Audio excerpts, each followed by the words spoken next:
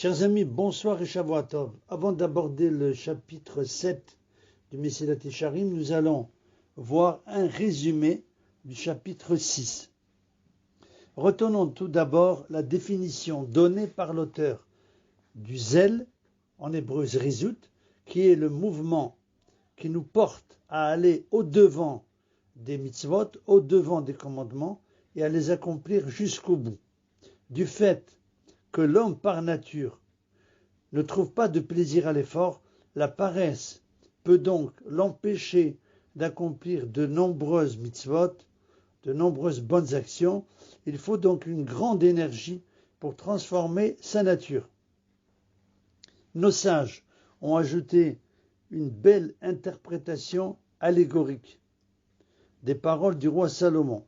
Sur un champ délaissé par son propriétaire paresseux, ce champ envahi de ronces et d'épines dont l'enclos en pierre était en ruine.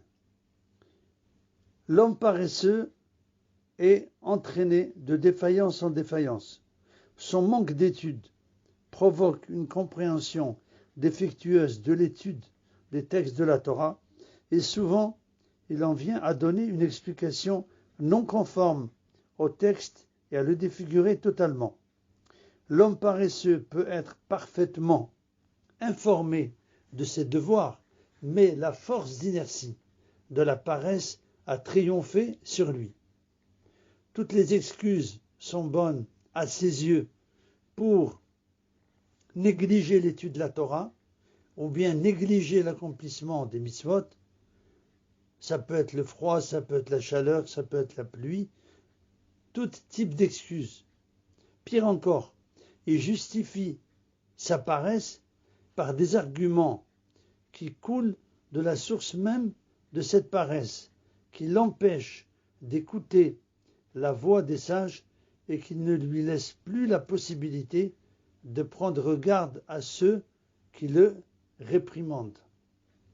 L'homme a donc besoin d'une grande énergie, des renforcements constants des paroles de nos sages pour parvenir à accomplir avec zèle les mitzvot, les commandements, les bonnes actions.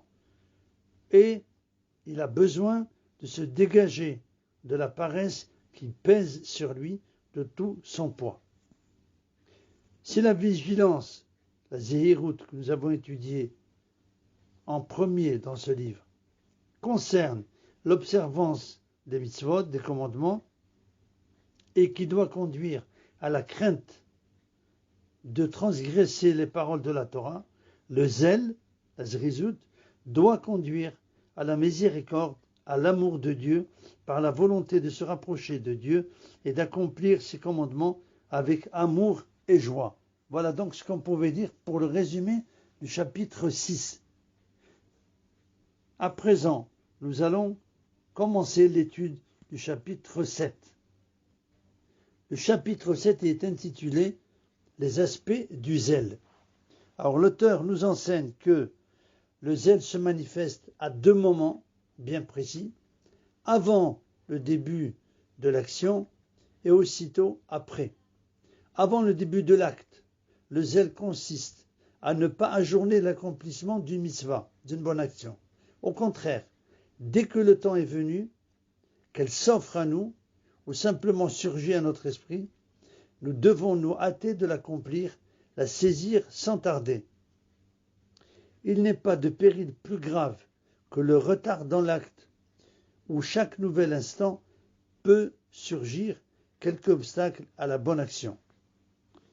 Sur la vérité de ce principe, nos sages de mémoire bénis nous font une remarque au sujet de l'ordre donné par le roi David à Benayahu concernant le règne de son fils, le roi Salomon. Il dit, vous le conduirez vers le Gihon, et Benayahu répondit, Amen, telle est la parole de Hachem. Rabbi Pinhas, au nom de Rabbi Hanan de Séphori, fait remarquer, n'était-il pas dit que David aurait un fils et que ce dernier régnerait en paix? Pourquoi donc cette hâte à le consacrer roi? C'est que le chemin est long jusqu'à Gihon et bien des obstacles peuvent surgir, nous enseigne le Midrash. Aussi, nos sages commentent le verset dans l'Exode. Veillez au commandement. Ils nous expliquent qu'est-ce que cela veut dire. Une mitzvah qui se présente à toi, ne la laisse pas fermenter, ne la laisse pas pourrir. Il nous enseigne aussi dans le Talmud que l'homme aille toujours au devant de la mitzvah. Les hommes zélés se précipitent au devant des mitzvot. Ou encore que l'homme court pour accomplir une mitzvah, même le jour du Shabbat. Le zèle est en effet un excellent moyen pour conduire l'homme vers la perfection, précisément parce que son penchant naturel y fait obstacle. Et celui qui de tout son pouvoir s'efforce de l'acquérir, la posséder véritablement dans le monde à venir, où le Créateur, béni soit-il, lui accordera la récompense de ses efforts dans ce monde ici-bas. Après le commencement de l'acte, le zèle se caractérise par la volonté de mener l'action rapidement jusqu'à son terme, du moment qu'il s'y est consacré.